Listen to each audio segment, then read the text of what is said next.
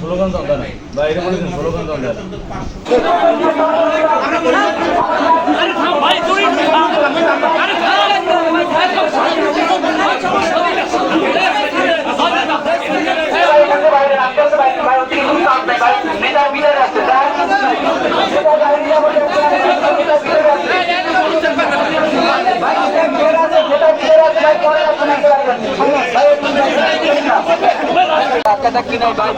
আরে ভাই সবাই দাঁড়ান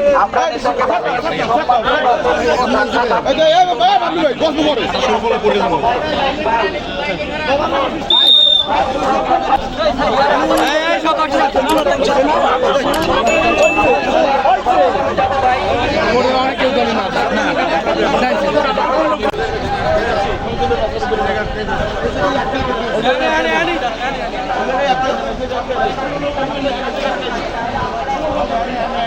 এই যে মামলাগুলো এটা কি আসলে অন্যায় করা হয়েছে মাদ্রাসা 100 ঘটনা করেছে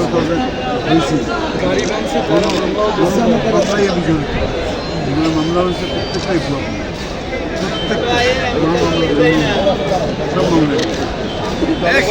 আহ্বান জানাবেন যেহেতু আপনি বিএনপির একটি কেন্দ্রীয় পর্যায়ের নেতা জনগণ এই মুহূর্তে বরিশালের জনগণ আমি একটাই অনুরোধ করব যে তারা যেন আমাদের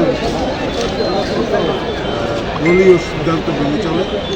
আমাদের নেতা জনাব তারেক রহমান নির্দেশ দিয়েছেন যে কোনো আওয়ামী লীগের বাড়ি অ্যাটাক করতে করবে না, কোনো হিন্দু বাড়ি অ্যাটাক করবে না, এবং কোনো ইসলামের বাড়ি এইটা মেইন কথাটাই আমি জানাবো।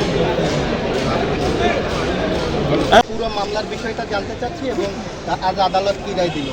আপনারা জানেন যে 2018 সালে বাংলাদেশ জাতীয়তাবাদী দল মনোনীত বাণিজ্যপুরে উজিরপুরে সংসদ সদস্য হিসেবে নির্বাচন করতেছিলেন শফিকুল আহমেদ সাহেব।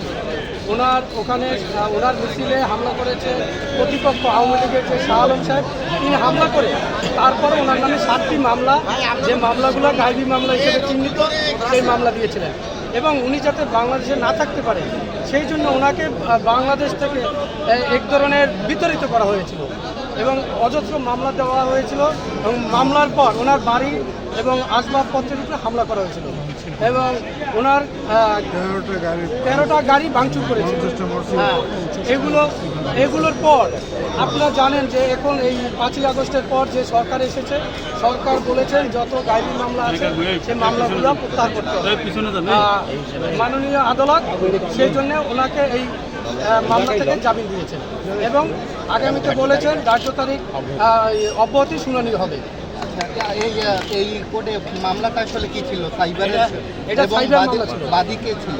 বাদী ছিল সে মোবাইলে নাকি শুনেছে, আতার আলী খান, সে নাকি মোবাইলে শুনেছেন উনি আওয়ামী লীগের যে মনোনীত প্রার্থী তাকে নাকি হামলা করতে চেয়েছিলেন, সেটা উনি শুনেছিল। এই রূপে ভিত্তি করে একটা মামলা করেছেন। আদালত বলেছেন যে এই মামলাটা আমি যাচাই বাছাই করে দেখেছি, এই মামলাটা এক ধরনের ফেক, এই কারণে আপনাকে জামিন দেওয়া হলো। ঠিক আছে,